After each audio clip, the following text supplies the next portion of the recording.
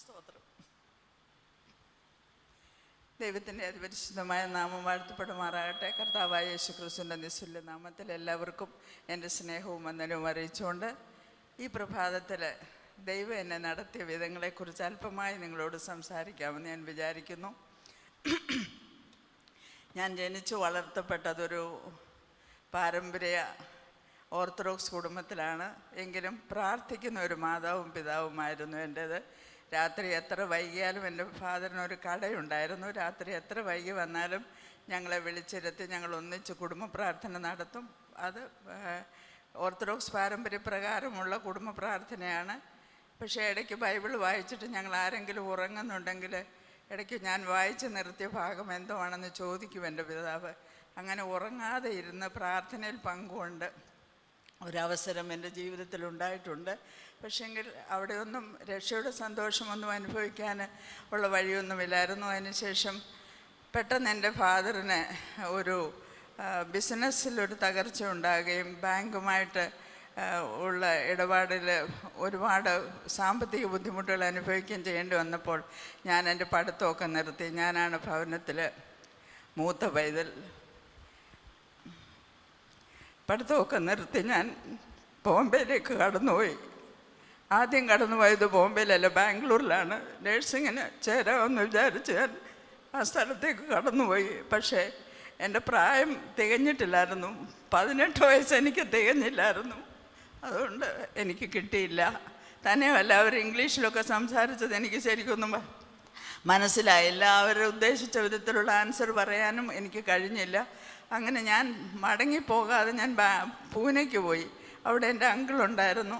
അവിടെ എൻ്റെ അങ്കിളിൻ്റെ സ്വാധീനപ്രകാരം എനിക്ക് അവിടുത്തെ സദേൺ കമാൻഡിൽ ക്ലർക്കായിട്ടൊരു ജോലി കിട്ടി. എത്രയും പെട്ടെന്ന് ജോലിയൊക്കെ ലഭിച്ച് സന്തോഷത്തോടെ പോകാമെന്ന് വിചാരിച്ചിരിക്കുമ്പോൾ എൻ്റെ അങ്കിളിന് അവിടെ നിന്ന് ട്രാൻസ്ഫറായി.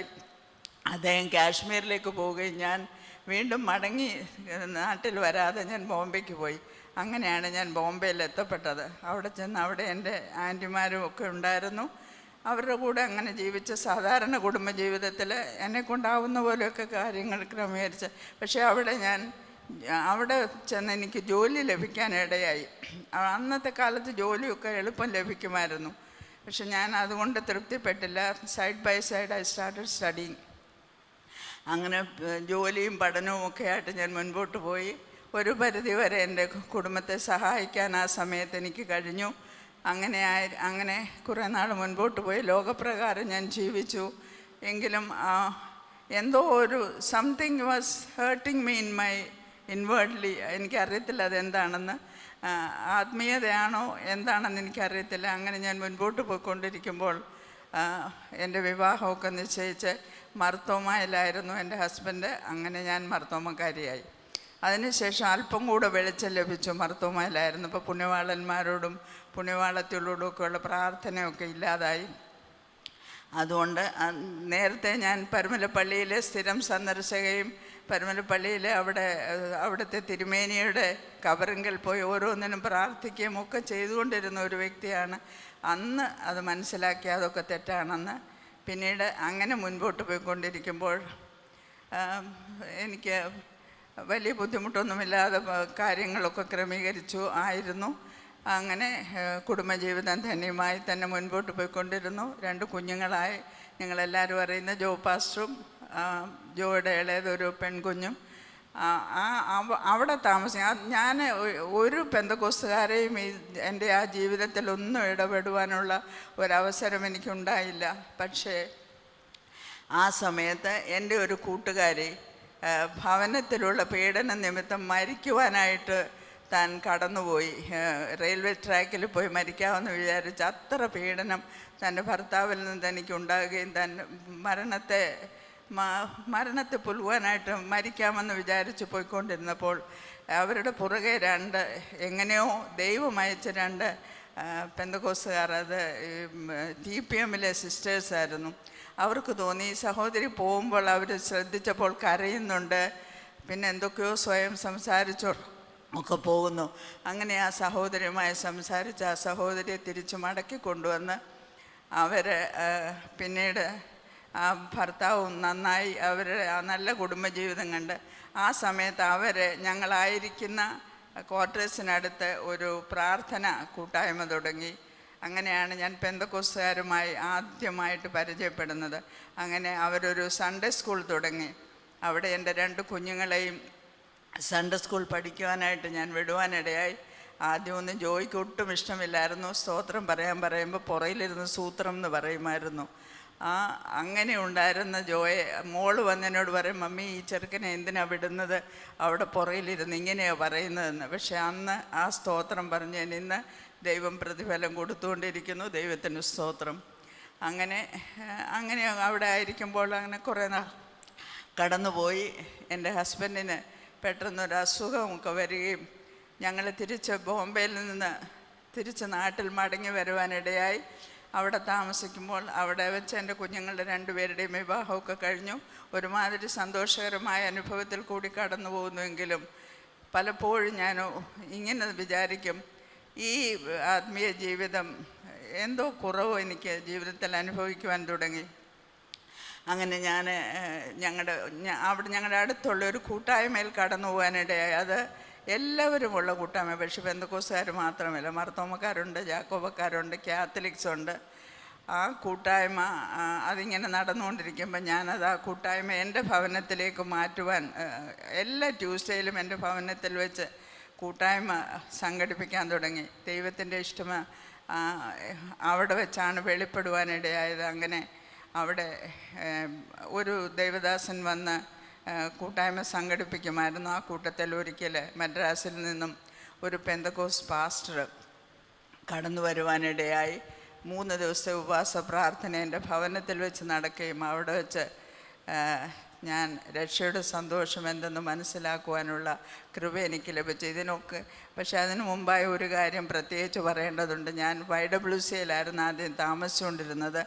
അവിടെ താമസിക്കുമ്പോൾ 1961 ജാനുവരി 16-ാം തീയതി ഞാനൊരു ബാപ്റ്റിസ്റ്റ് മിഷനറിയുടെ ഒരു വലിയ മീറ്റിംഗ് ഉണ്ടായിരുന്നു. അതിന് ഞാൻ കടന്നു പോകുവാനിടയായി. അവിടെ വെച്ച് ഞാൻ രക്ഷിക്കപ്പെട്ടു. കർത്താവിനെ രക്ഷിതാവായി സ്വീകരിക്കാൻ എനിക്ക് അന്ന് അവസരം ലഭിച്ചു. എങ്കിലും അതിനുശേഷം വീണ്ടും ഞാൻ അതൊക്കെ മറന്ന് തികച്ചും ലൗകികമായ ഒരു ജീവിതത്തിൽ കൂടി കടന്നുപോയിക്കൊണ്ടിരുന്നു. എങ്കിലും ദൈവത്തിൻ്റെ പരിശുദ്ധാത്മാവിന് എന്നെ ആവശ്യമുണ്ടായിരുന്നു. അങ്ങനെ ഈ ഭവനത്തിൽ ഞങ്ങൾ നാട്ടിൽ മടങ്ങി വന്നതിന് ശേഷം വീട്ടിലെ കൂട്ടായ്മയിൽ കടന്നു വന്ന കർത്താവിൻ്റെ ദാസൻ്റെ പ്രവർത്തനങ്ങൾ ആ മീറ്റിങ്ങിൽ കൂടെ എനിക്ക് തോന്നി ഞാൻ കടന്നു പോകുന്നത് ഒട്ടും ശരിയുള്ള മാർഗത്തിൽ കൂടെയല്ല. രക്ഷിക്കപ്പെട്ടു എങ്കിലും അതിനുശേഷമുള്ള യാതൊന്നും എൻ്റെ ജീവിതത്തിൽ എന്നെ മുന്നോട്ട് നയിക്കുന്നതിന് ഉതകുന്നതായിരുന്നില്ല. അങ്ങനെ ദൈവകൃപയിൽ ആശ്രയിച്ച് ഞാൻ ആ കർത്താവിൻ്റെ ദാസനോട് അടുത്ത ദിവസം രാവിലെ ആ രാത്രി എന്നോട് ദൈവാത്മാവ് വ്യക്തമായി സ്നാനപ്പെടുന്നതിനെക്കുറിച്ച് സംസാരിച്ചു. എന്നെ വെള്ളം കാണിച്ചു, സ്നാനപ്പെടുന്നതിനെക്കുറിച്ച് എന്നോട് സംസാരിച്ചു. ഞാൻ ആ ദൈവദാസനോട് പോയി സംസാരിച്ചു. എന്നോട് ദൈവം ഇടപെട്ട വചനം തന്നെ ആ ദൈവദാസനോടും ആ രാത്രി സംസാരിച്ചു. അങ്ങനെ ആ കർത്താവിൻ്റെ ദാസൻ പറഞ്ഞു, സഹോദരി സ്നാനപ്പെട്ട് ദൈവകൃപയിൽ വരണം, സഹോദരിയെ കൊണ്ട് ദൈവത്തിന് വലിയ കാര്യങ്ങൾ ചെയ്തെടുക്കുവാനുണ്ടെന്ന് എന്നോട് പറയുവാനിടയായി. അങ്ങനെ ഞാൻ ആ കൂട്ടായ്മയിലുള്ളവരോട് സുവിശേഷം പറയാൻ തുടങ്ങി. അങ്ങനെ 9 പേരുമായി ഞാൻ സ്നാനപ്പെടുവാൻ തീരുമാനിച്ചു. ആ കൂട്ടത്തിൽ എൻ്റെ മരുമകളും ഉണ്ടായിരുന്നു, ജോയുടെ വൈഫ്. അന്ന് അവിടെ ജോയുടെ വൈഫ് കമ്പ്യൂട്ടർ ക്ലാസ്സിന് പോകുമായിരുന്നു. അവിടെ ഒരു ബ്രദറൻ സഹോദരനായിരുന്നു ഇവരുടെ ഇൻസ്ട്രക്ടർ. അദ്ദേഹം സുവിശേഷം പറഞ്ഞു, ഇവർ രക്ഷിക്കപ്പെട്ടു, സ്നാനപ്പെടാനൊക്കെ താല്പര്യപ്പെട്ടു. അങ്ങനെ ഞാനും അപ്പോഴത്തേക്കും ജോയ്ക്ക് മൂത്ത കുഞ്ഞുണ്ടായി. പിന്നെ ആ സമയത്താണ് ഞങ്ങൾ സ്നാനപ്പെടാൻ തീരുമാനമെടുത്തത്.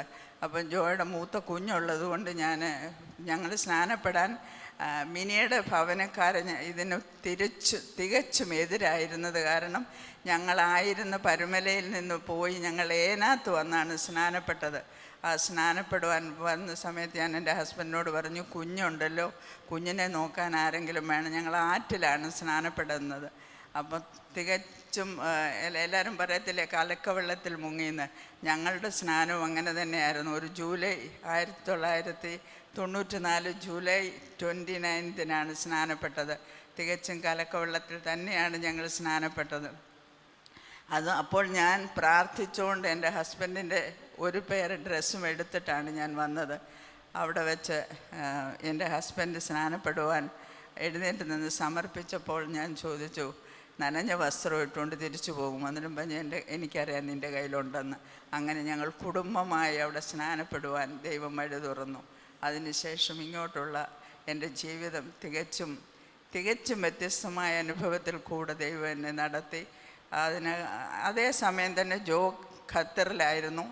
അവിടെ വെച്ച് ദൈവാത്മാവ് ഇടപെട്ടു. നമ്മുടെ ജയൻ പാസ്റ്റർ അവിടെ ഉണ്ടായിരുന്നു. എന്തോ ഒരു പ്രശ്നം അവരുടെ ജോലി സംബന്ധിച്ചുണ്ടായപ്പോൾ അവർ 3 ദിവസം ഉപവസിച്ച് പ്രാർത്ഥിച്ചു. അത് ശരിയായി. അങ്ങനെ ജോയും വിശ്വാസത്തിൽ വന്നു. ഞങ്ങൾ ഏതാണ്ട് simultaneously we came into this belief. അങ്ങനെ ഞങ്ങൾ കുടുംബമായിട്ട് രക്ഷയുടെ സന്തോഷത്തിലേക്ക് കടന്നു വന്നു. അപ്പോൾ ജോയോട് ദൈവാത്മാവ് സംസാരിച്ചു. അവിടെയുള്ള 2 ദൈവദാസന്മാരിൽ കൂടി ദൈവാത്മാവ് സംസാരിച്ചു, ഈ ഗൾഫ് ജോലിയല്ല നിനക്ക് പറഞ്ഞിരിക്കുന്നത്, കർത്താവിൻ്റെ ആടുകളെ മേയ്ക്കുവാനുള്ള ജോലിയാണ് ദൈവം നിനക്ക് തന്നിരിക്കുന്നത്. അതുകൊണ്ട് സുവിശേഷ വേലയ്ക്കായി സമർപ്പിക്കുവാൻ പറഞ്ഞു. അങ്ങനെ സുവിശേഷ വേലയ്ക്ക് തന്നെ ഏൽപ്പിച്ചു കൊടുത്തു. താൻ തിരിച്ച് ഇന്ത്യയിൽ കടന്നു വന്നു.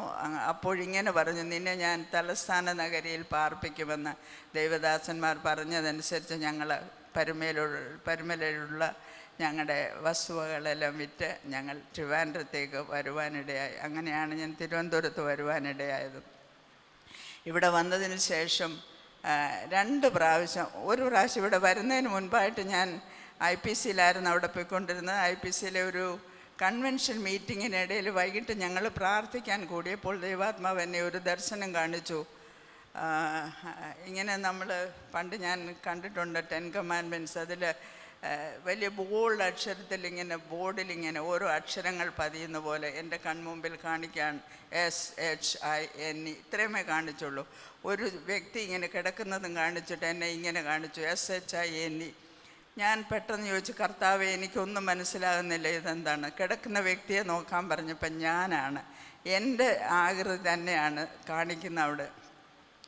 അപ്പോൾ എന്നോട് പറഞ്ഞ്, എഴുന്നേറ്റ് പ്രകാശിക്കാൻ, നിൻ്റെ പ്രകാശം വന്നിരിക്കുന്നു എന്ന് ദൈവാത്മാവ് എന്നോട് സംസാരിച്ചു. അതിനുശേഷം 2 പ്രാവശ്യം ദൈവാത്മാവ് എന്നെ 2 ദർശനങ്ങൾ കാണിക്കുവാനിടയായി.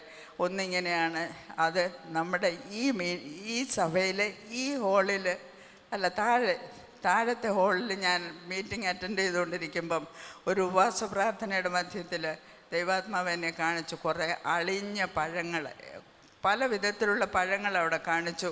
എല്ലാം ഒരുമാതിരി തിന്നാൻ കൊള്ളാത്തതിലാണ്. ഞാൻ കർത്താവിനോട് ചോദിക്കുക, കർത്താവ് ഇതെന്തിനാണ് എന്നെ കാണിക്കുന്നത്? ഇതാർക്കും തിന്നാൻ കൊള്ളത്തില്ലല്ലോ, ഇത് കളയാനുള്ളതല്ലേ? അപ്പോഴെന്നോട് പറഞ്ഞു, ഇതിൻ്റെ അർത്ഥം അതല്ല, വയൽ വിളഞ്ഞു കിടക്കുന്നു, പിന്നെ കൊയ്യുവാനാളില്ല, കൊയ്ത്തിനും ഫലശേഖരത്തിനും നിന്നാലാവോളം ചെയ്യുവാൻ. അങ്ങനെ 2-3 പ്രാവശ്യം ഇങ്ങനെ ദർശനങ്ങൾ ദൈവം എന്നെ കാണിച്ചു. അങ്ങനെയാണ് ഞാൻ സുവിശേഷ വേലയ്ക്ക് എന്നാലാവോളം പ്രവർത്തിക്കാമെന്ന് ഞാൻ എന്നെ തന്നെ ഏൽപ്പിച്ചു കൊടുത്തത്. അങ്ങനെ ആദ്യമായിട്ട് എനിക്ക് സുവിശേഷീകരണത്തോടുള്ള ബന്ധം, of course with the support of my son, I went to രാജസ്ഥാനിലെ ജയ്പൂരിൽ പോയി താമസിച്ച് അവിടെ ബഥേൽ മിനിസ്ട്രിയുടെ കീഴിലാണ് ഞാൻ ആദ്യമായിട്ട് കർത്താവിൻ്റെ വേലയ്ക്ക് എന്നെ തന്നെ സമർപ്പിക്കുന്നത്. അവിടെ അവരുമായി ചേർന്ന് അവിടെയുള്ള almost every villages I have gone. പലയിടത്തും കടന്നു. ആദ്യമൊന്നും എനിക്കൊന്നും അറിയത്തില്ലായിരുന്നു എങ്ങനെയാണ് ഇവരോട് ഇടപെടേണ്ടതെന്ന്. ഹിന്ദി പറയാനറിയാം, അതല്ലാതെ മറ്റൊന്നും എനിക്കറിയത്തില്ലായിരുന്നു. എങ്കിലും ദൈവം എന്നെ അവിടെ ശക്തീകരിച്ചു. പലയിടങ്ങളും കടന്നുപോയി. അവിടെ ഒരു കാഴ്ച എനിക്ക് കാണുവാൻ കഴിഞ്ഞത്, കർത്താവിൻ്റെ വിലപ്പെട്ട അഭിഷിക്തന്മാർ ആമേൻ ജോലി ചെയ്യുന്നതും കർത്താവിൻ്റെ വേല ചെയ്യുന്നതും അവിടെ കണ്ടപ്പോൾ വാസ്തവത്തിൽ ഞാൻ കരഞ്ഞുപോയി. ഒരിടത്ത് ചെന്നപ്പം 8x8 അല്ലെങ്കിൽ 9x9 ഉള്ള ഒരു റൂമിൽ ഒരു കർത്താവിൻ്റെ ദാസൻ, വൈഫ്, 2 കുഞ്ഞുങ്ങൾ അവരവിടെ താമസിച്ചുകൊണ്ട് കർത്താവിൻ്റെ വേല ചെയ്യുകയാണ്. ആ കർത്താവിൻ്റെ ദാസൻ്റെ ഡൈനിങ് റൂമും ഡ്രസ്സിങ് റൂമും എല്ലാം ഒരു കട്ടിൽ കിടപ്പുണ്ട്. പിന്നെ താഴെ പാചകം ചെയ്യുന്ന സ്ഥലവും എല്ലാം അവിടെ തന്നെയാണ്. അത്ര കഷ്ടം സഹിച്ചുകൊണ്ട് ആ കർത്താവിൻ്റെ ദാസൻ പലയിടത്തും കടന്നുപോയി ധാരാളം ആൾക്കാരെ കർത്താവിന് വേണ്ടി നേടിയെടുക്കുന്നത് കാണുവാൻ കഴിഞ്ഞു. ഞാൻ ആ ദൈവദാസനെ കണ്ട് കരഞ്ഞുപോയി. ഒരു കാലിന് സ്വാധീനമില്ലാത്ത ആ ദൈവദാസൻ രാപ്പകലില്ലാതെ കർത്താവിന് വേണ്ടി ഓടുകയും അധ്വാനിക്കുകയും ചെയ്യുന്ന കണ്ടപ്പോൾ ഞാൻ എന്നെ തന്നെ മറന്ന് അവിടെ വെച്ച് ഞാൻ എന്നെ സമർപ്പിച്ച്, കർത്താവേ ഇതുപോരാ, പാവപ്പെട്ടവരുടെ ഇടയിലേക്ക് കടന്നു പോകണം. അങ്ങനെ പലയിടത്തും പോയി. ജയ്സൽമീർ അങ്ങ് മരുഭൂമിയുടെ അറ്റം വരെ ഞങ്ങൾ പോയി. കുടിക്കാൻ നല്ല വെള്ളം കിട്ടാത്ത സ്ഥലത്ത് ഉപ്പുവെള്ളം കുടിച്ചുകൊണ്ട് കർത്താവിൻ്റെ വേല ചെയ്യുന്ന കർത്താവിൻ്റെ ദാസന്മാരെയും ഒക്കെ പലയിടങ്ങളിലായി കാണുവാനും അവരോടൊപ്പം സഹകരിക്കുവാനും അവരോട് ചേർന്ന് കർത്താവിൻ്റെ വേല ചെയ്യുവാനും ദൈവം എന്നെ സഹായിച്ചു. ഒരു വിചിത്രമായ അനുഭവം ആ ദേശത്ത് പലയിടത്തും എനിക്ക് കാണുവാൻ കഴിഞ്ഞു. അങ്ങനെ അതാണ് എൻ്റെ ആദ്യത്തെ തുടക്കം. അതിനുശേഷം ഒറീസയുടെ പല ഭാഗങ്ങളിൽ കടന്നു പോകാൻ ദൈവം എനിക്ക് വഴി തുറന്നു. ആദ്യമായിട്ട് ഞാൻ ട്രാൻസ്ലേറ്റ് ചെയ്യുന്നത് നമ്മുടെ കേരളത്തിൽ തന്നെ കൊച്ചുവേളിയിൽ ഒരു മീറ്റിങ്ങിന് നമ്മുടെ ജയം പാസ്റ്ററും കോശി ഫിലിപ്പ് പാസ്റ്ററും ഒക്കെ ഉണ്ടായിരുന്നു. ധാരാളം ഹിന്ദിക്കാരവിടെ കടന്നു വന്നു. അവരോട് ജയം പാസ്റ്റർ മലയാളത്തിൽ സംസാരിച്ചിട്ട് എന്നോട് പറഞ്ഞു, ഞാനായിരുന്നു അവിടെ അന്നേരം ഹിന്ദി അറിയാവുന്നുള്ളത്. എന്നോട് പറഞ്ഞ് ഹിന്ദിയിൽ അവരോട് ട്രാൻസ്ലേറ്റ് ചെയ്ത് കൊടുക്കാൻ. My first translation was that. പക്ഷെ അവിടെ എങ്ങനെയോ ഒക്കെ ഞാൻ പറഞ്ഞൊപ്പിച്ചു. എനിക്കന്ന് അത്രയ്ക്കൊന്നും അറിയില്ല എങ്കിലും I started my career with that. അത് ഒരു നല്ല തുടക്കമായിരുന്നു എന്ന് ഞാൻ വിശ്വസിക്കുകയാണ്. അതിനുശേഷം ഒറീസയിൽ 2 പ്രാവശ്യം നമ്മുടെ സുഷമ സിസ്റ്ററുമായിട്ട് കടന്നു പോകുവാനും സുഷമ സിസ്റ്റർ പ്രസംഗിച്ചത് ഞാൻ ഹിന്ദിയിൽ ട്രാൻസ്ലേറ്റ് ചെയ്തു. പിന്നെ അല്ലാതെ ഞാൻ തന്നെ പോയി. 4 പ്രാവശ്യം ഞാൻ ഒറീസയിൽ ഇതിനകം പോയിട്ടുണ്ട്. ആദ്യം ഞാൻ പോയപ്പോൾ ഒറീസയിലൊക്കെ കടന്നു പോയപ്പോൾ ആദ്യം തരൻ സാറൊക്കെ എന്നെ ഒത്തിരി ഹെൽപ്പ് ചെയ്തു. ഫൈനാൻഷ്യൽ സപ്പോർട്ടൊക്കെ എനിക്ക് തന്ന്. അങ്ങനെ അതൊക്കെ കൊണ്ടാണ് ഞാൻ ആദ്യം പോയത്. അങ്ങനെ ഒറീസയിൽ അപ്പം എനിക്ക് കുറച്ചുകൂടി എൻകറേജ്മെൻറ്റ് കിട്ടി. അവിടെ കർത്താവിൻ്റെ വേലയോടുള്ള ബന്ധത്തിൽ പിന്നെയും കടന്നു പോകണമെന്ന് തോന്നി. അങ്ങനെ മൽക്കാൻഗിരിയിൽ പോയി. അങ്ങനെ പലയിടത്തും ഒറീസയിൽ പലയിടത്തും പോയി കർത്താവിൻ്റെ വേല ചെയ്യുവാൻ ദൈവം എന്നെ സഹായിച്ചു. പിന്നീടാണ് ഞാൻ മഹാരാഷ്ട്രയിലേക്ക് കടന്നു പോയത്. മഹാരാഷ്ട്രയിൽ ഖാത്ത് പറഞ്ഞ വില്ലേജ്, നമ്മുടെ ഷിബു പാസ്റ്റർ അവിടെ വന്നിട്ടുണ്ട്. ഷിബു പാസ്റ്ററിന് പറയാം ആ വില്ലേജിലാണ് ശരിക്കും ഞാൻ കർത്താവിൻ്റെ വേല ചെയ്തത്. എന്തു പറയാൻ, ഒരു സ്കൂട്ടറിൽ അവിടുത്തെ കർത്താവിൻ്റെ ദാസൻ, അതിൻ്റെ പുറകിൽ ഞാൻ, അതിൻ്റെ പുറകിൽ കർത്താവിൻ്റെ ദാസി, ഞങ്ങൾ 3 പേരും കൂടി ഇരുന്ന് ദുർഘടമായ വഴികളിൽ കൂടി 35-40 കിലോമീറ്റർ ദിവസം സഞ്ചരിച്ച് കർത്താവിൻ്റെ വേല ചെയ്യുവാൻ സർവശക്തനായ ദൈവം എന്നെ ഒരുക്കി. ഇതെൻ്റെ മഹത്വമോ എൻ്റെ വിലയോ എൻ്റെ ഒന്നുമല്ല. ദൈവം എനിക്ക് കാണിച്ചു തന്ന ആ നല്ല വഴിയിൽ കൂടെ സഞ്ചരിക്കുവാൻ ഞാൻ ആഗ്രഹിച്ചത് കൊണ്ട് സാധിച്ചു. ലാസ്റ്റിൽ പോയപ്പോൾ എൻ്റെ മകൻ എന്നോട് പറഞ്ഞു, മമ്മി ദയവ് ചെയ്ത് സ്കൂട്ടറിൽ സഞ്ചരിക്കരുത്, കാറ് കിട്ടും, കാറിലല്ലെങ്കിൽ ഓട്ടോയിൽ മാത്രമേ പോകാവുന്ന എന്നെ കൊണ്ട് പ്രോമിസ് ചെയ്യിച്ചിട്ടാണ് എന്നെ വിട്ടത്. അതുവരെയും സ്കൂട്ടറിലും ബൈക്കിലുമൊക്കെ മണിക്കൂറുകൾ യാത്ര ചെയ്താണ് ഓരോ ഇടത്ത് പോകുന്നത്. പക്ഷേ അവിടെ ഓരോ ഇടത്ത് ചെല്ലുമ്പോഴും ആ ദൈവമക്കളുടെ അവരുടെ ആഗ്രഹം പാട്ടുകൾ പാടുന്ന 7 പാട്ടൊക്കെയാണ് ഒരു സഭായോഗത്തിന് പാടുന്നത്. പാട്ട് പാടി ദൈവത്തെ ആരാധിക്കുകയൊക്കെ ചെയ്യുന്നത് ഒരു പ്രത്യേക അനുഭൂതിയാണ് അവർക്കുള്ളത്. അവരോടൊപ്പം ചേർന്ന് കർത്താവിനെക്കുറിച്ച് പറയുവാൻ ലാസ്റ്റിൽ അവിടെ ഈ ഖാത്ത് വില്ലേജിൽ സൺഡേ സ്കൂൾ തുടങ്ങുവാനുള്ള വലിയ ആഗ്രഹം എനിക്കുണ്ടായി. അങ്ങനെ അവിടെ സൺഡേ സ്കൂൾ അതിനുള്ള പുസ്തകങ്ങൾ 5ാം ക്ലാസ് വരെയുള്ള പുസ്തകങ്ങളുമായി ഞാൻ പോയി. അങ്ങനെ സൺഡേ സ്കൂൾ തുടങ്ങുവാനും അവിടെയുള്ള കുഞ്ഞുങ്ങളെ അങ്ങനെ പരിശീലിപ്പിക്കുവാനും ഒക്കെ വഴി തുറന്നു കൊടുക്കുവാൻ, അവർക്ക് മാതൃക കാണിച്ചു കൊടുക്കുവാൻ ദൈവം എന്നെ സഹായിച്ചു. അങ്ങനെ ദൈവവിഷയമായി എന്നാലാവോളം പ്രവർത്തിപ്പാൻ 2024 ആദ്യം വരെ ഞാൻ പോയി. ഇപ്പോൾ കാലിന് നല്ല വേദനയൊക്കെ ഉള്ളതുകൊണ്ട് എന്നോട് മകൻ ഇനിയും മമ്മി പോകണ്ടെന്ന് പറഞ്ഞിരിക്കുകയാണ്. എങ്കിലും ഒന്നുകൂടി പോയി അവരുടെ സൺഡേ സ്കൂള് എങ്ങനെ നടക്കുന്നു എന്ന് കാണുവാൻ ഞാൻ ആഗ്രഹിക്കുന്നു. ദൈവം വഴി തുറന്നാൽ പോകണമെന്ന് ആഗ്രഹിക്കുന്നു. അങ്ങനെ ദൈവം എന്നെക്കൊണ്ട് ചെയ്തെടുക്കുവാൻ ആഗ്രഹിക്കുന്നത് ഞാൻ ചെയ്തെടുക്കുന്നു. പക്ഷേ എല്ലായിടത്തും അവിടുത്തെ ജനങ്ങളുടെ സമർപ്പണവും അവരുടെ ആഗ്രഹവും ഒരു പ്രാവശ്യം ഒറീസയിൽ വെച്ച് ഇങ്ങനെ ഒരു സംഭവം ഉണ്ടാകാനിടയായി. ഒറീസയിലെ ഒരു മീറ്റിങ്ങിനിടെ ഒരക്ഷരം പഠിച്ചിട്ടില്ലാത്തവർ പോലും അവർ കേൾക്കും. വചനം കേട്ട് കഴിഞ്ഞിട്ട് ഭവനത്തിൽ ചെന്ന് കുഞ്ഞുങ്ങളെ കൊണ്ടത് വായിപ്പിച്ച് മനസ്സിലാക്കി പിറ്റേ സൺഡേ വന്നവർ റിസൈറ്റ് ചെയ്യും. ഒന്ന് ആലോചിച്ച്, അക്ഷരം പഠിച്ചിട്ടില്ലാത്തവർ കുഞ്ഞുങ്ങളെ കൊണ്ട് വായിച്ച് കേൾപ്പിച്ച് പിറ്റേ സൺഡേ വന്നവരത് പറയുമ്പം നമുക്ക് എന്തുമാത്രം സന്തോഷം തോന്നും അതൊക്കെ കാണുമ്പോൾ. വേറൊരു സമയത്ത് ഈ ടൈത്ത് കൊടുക്കുന്നത് അവർ സാധനങ്ങളായിട്ടാണ്. അത് പച്ചരി, കൃഷിസ്ഥലങ്ങളാണ് അവിടെ ഉള്ളത്. പച്ചരി 2 പ്ലേറ്റിൽ 2 സൈസ് പച്ചരി കൊണ്ടുവരും. വളരെ ഭവ്യതയോടെ പാട്ട് പാടിക്കൊണ്ട് ഓരോരുത്തരും പോയി അത് കൊടുക്കുന്നതൊക്കെ സത്യത്തിൽ കാണേണ്ടത് തന്നെയാണ്. അങ്ങനെ അവരുടെ ആ സമർപ്പണവും അവരുടെ ആ ദൈവത്തോടുള്ള ആ പ്രാർത്ഥനയോടുള്ള ആ സമർപ്പണവും ഒന്നും അറിയത്തില്ലെങ്കിലും അവർ ചെയ്യുന്നതൊക്കെ കാണുമ്പോൾ നമ്മളാരും ഒന്നുമില്ല. നമുക്കെല്ലാ സൗകര്യങ്ങളുമുണ്ട്. ഒരു മീറ്റിങ്ങിന് ഇടക്കൂട്ടങ്ങൾക്കൊക്കെ ഞാനുൾപ്പെടെ, എനിക്കാണെങ്കിൽ ഇപ്പോൾ ഒരു മീറ്റിങ്ങിന് പോകാൻ പറ്റുന്നില്ല. എന്തെന്ന് വെച്ചാൽ എനിക്ക് നടക്കാൻ ബുദ്ധിമുട്ടുണ്ട്. പണ്ട് ജോ ഉണ്ടായിരുന്നപ്പോൾ ജോയുടെ കൂടെ എല്ലായിടത്തും പോയി. ഇപ്പോൾ അത് സാധ്യമല്ലാതെ ആയിരിക്കുന്നു. അങ്ങനെ ഞാനുൾപ്പെടെ പലരും മീറ്റിങ്ങിനെയൊക്കെ ഉപേക്ഷയായിട്ട് വിചാരിക്കുന്നു. കഴിഞ്ഞ ദിവസം സ്റ്റീഫനുമായി ഞാൻ ഈ ഔട്ട്റീച്ച് പ്രോഗ്രാമിനെ കുറിച്ച് സംസാരിക്കാനിടയായി. വാസ്തവത്തിൽ എനിക്കും കൂടെ പോയി അവരോടൊപ്പം ആയിരിക്കണമെന്ന് ആഗ്രഹമുണ്ട്. ശാരീരികമായ ക്ലേശ നിമിത്തം കഴിയുന്നില്ല. പക്ഷെ നല്ല സമർപ്പണത്തോടെ ആ പ്രിയപ്പെട്ടവർ, സ്റ്റീഫനെ എനിക്ക് ഇതിൽ കൂടെ മാത്രമല്ല, ഞങ്ങൾ ഒരുമിച്ച് വർക്ക് ചെയ്തിട്ടുണ്ട്. അതുകൊണ്ട് എനിക്ക് സ്റ്റീഫനെ നന്നായിട്ടറിയാം. അപ്പോൾ സ്റ്റീഫനോട് ഞാൻ ഇതിനെക്കുറിച്ചൊക്കെ സംസാരിച്ച് എനിക്ക് വളരെ സന്തോഷം തോന്നി. തൻ്റെ പരിമിതമായ വരുമാനത്തിൽ നിന്നും താൻ ചെയ്യുന്ന ജോലി ഓർത്തപ്പോൾ നമ്മളാരും ഒന്നുമില്ലെന്ന് അവിടെയും എനിക്ക് തോന്നി. കുഞ്ഞുങ്ങളെ ദൈവം ധാരാളമായി അനുഗ്രഹിക്കട്ടെ. എനിക്ക് നമ്മുടെ ഈ യുവതലമുറയോട് പറയാനുള്ളത് ഇത്ര മാത്രമാണ്. ഈ ലോകത്തിൻ്റെ മോഹങ്ങളോ ഈ സോഷ്യൽ മീഡിയയുടെ അതിപ്രസരമോ ഒന്നും നമ്മളെ വഴിതെറ്റിക്കാതെ കുഞ്ഞുങ്ങൾ നമുക്കൊരുപാട് ഇപ്പോൾ കഴിഞ്ഞ ദിവസങ്ങളൊക്കെ നമ്മൾ കേൾക്കുവാനിടയായല്ലോ.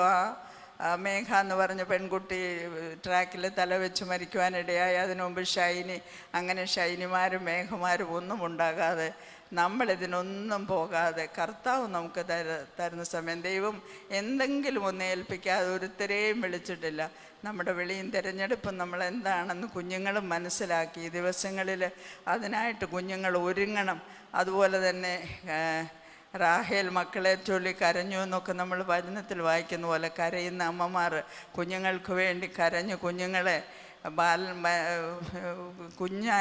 ബാലനായിരിക്കുമ്പോൾ തന്നെ അവനെ അഭ്യസിപ്പിച്ചാൽ വൃദ്ധനായാലും അത് മറക്കുകയില്ലെന്നുള്ള വചനപ്രകാരം കുഞ്ഞുങ്ങളെ അഭ്യസിപ്പിച്ച് കുഞ്ഞുങ്ങളുമായി ഇടപഴകി അവരെ പഠിപ്പിക്കേണ്ടത് പഠിപ്പിച്ച് നമുക്ക് മുന്നേറാൻ നമ്മുടെ യുവതലമുറ സ്റ്റീഫൻ കാണിച്ചു തന്ന മാതൃക പോലെ നമ്മളാലാവോളം ഔട്ട്റീച്ച് പ്രോഗ്രാമിനൊക്കെ പങ്കുകൊണ്ട് സമയം കിട്ടുമ്പോൾ ഒരാളോടെങ്കിലും കൂട്ടുകാരോടെങ്കിലും സുവിശേഷം പറയുവാനും നമ്മളെ തന്നെ ആ വിധത്തിൽ ദൈവസന്നിധിയിൽ സമർപ്പിച്ച് നമുക്ക് മുന്നേറാം. ലോകത്തിൻ്റെ പ്രഭു നമ്മളെ പലതിലേക്കും നയിക്കാൻ നോക്കും. പക്ഷേ അതിലൊന്നും നമ്മുടെ കുഞ്ഞുങ്ങളൊന്നും വീണു പോകാതെ ദൈവം അവർക്കായി ഒരുക്കിയിരിക്കുന്ന ആ നന്മയിൽ സന്തോഷത്തോടെ മുന്നേറുവാൻ ദൈവം എല്ലാവരെയും സഹായിക്കട്ടെ. ഈ വിധത്തിൽ ദൈവത്തിൻ്റെ വലിയ കൃപ എല്ലാവരോടും കൂടെ ഇരിക്കട്ടെ. എനിക്ക് വേണ്ടി ദൈവജനം പ്രാർത്ഥിക്കണമേ എന്ന് ഞാൻ അപേക്ഷിക്കുന്നു. ഇത്രത്തോളം സമയം അനുവദിച്ചെന്ന കർത്താവിൻ്റെ ദാസനോടും സഭയോടുമുള്ള നന്ദി അറിയിച്ചുകൊണ്ട് ഞാൻ എൻ്റെ ചെറിയ സാക്ഷ്യത്തിൽ നിന്ന് വിരമിക്കുന്നു. ദൈവം നമ്മളെല്ലാവരെയും ധാരാളമായി അനുഗ്രഹിക്കട്ടെ.